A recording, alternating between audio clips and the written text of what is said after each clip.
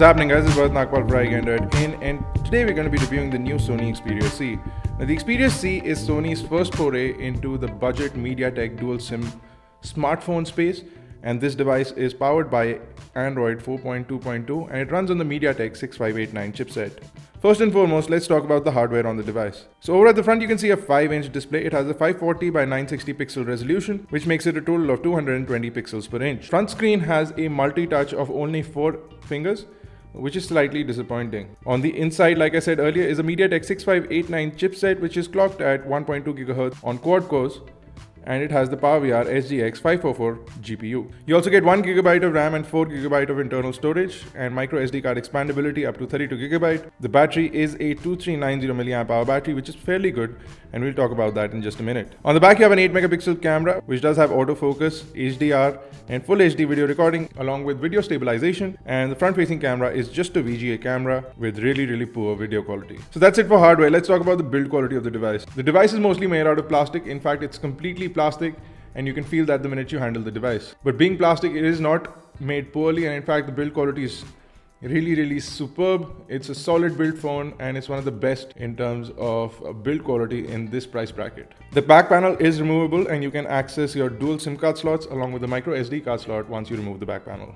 If we talk about OS, the device is running Android 4.2.2, and it runs on the Timescape sort of UI that Sony has been using. They don't call it Timescape anymore, but it's Sony's user interface that they've been using on devices. It's one of the snappiest user interfaces out there.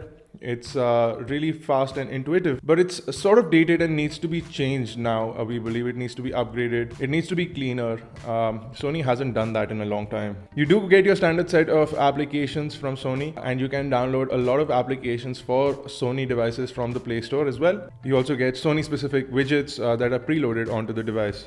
As far as usability is concerned, the device is fairly responsive. Internet browsing is good, video playback is impressive, and you'll enjoy gaming on this device as well.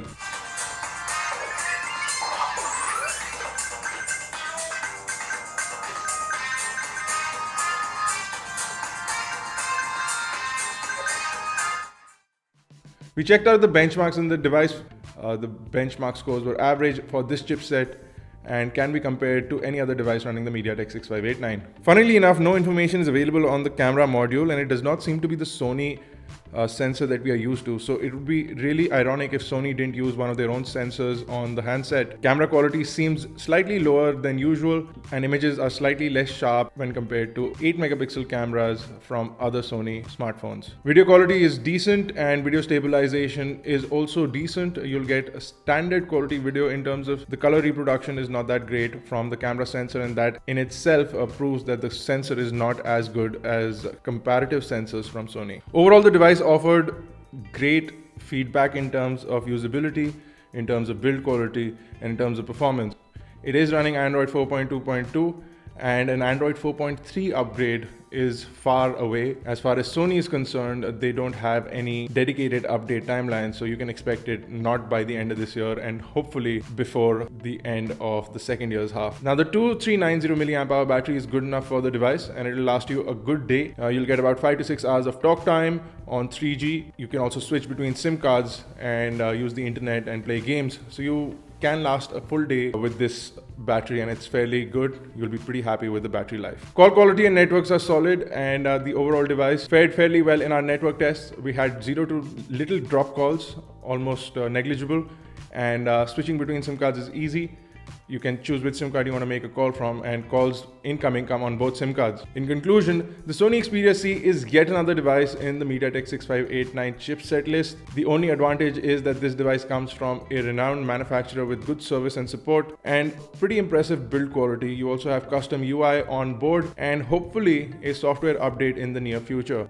Well, in any case, the probability of a software update from Sony is slightly better than probability of a software update from any of the other manufacturers using the MediaTek 6589. For a price of rupees 18,000, if you're looking for a device with a 5-inch screen, you get a lot of options for devices running a 720p display and even a full HD display. So you may want to pick and choose carefully what your hardware is. As far as the Sony Xperia C is concerned, it's one of the better devices, but it's definitely not the best considering the hardware and the price that it brings to the table. If you have any questions or queries, do visit our full review of the Xperia C on iGandroid.in. Catch us on Facebook, Twitter, Google+. Make sure you subscribe to us on YouTube, youtube.com/iGyan, youtube.com/iGyan TV for iGyan Networks. This has been Bharat Mankal. Thank you guys for watching.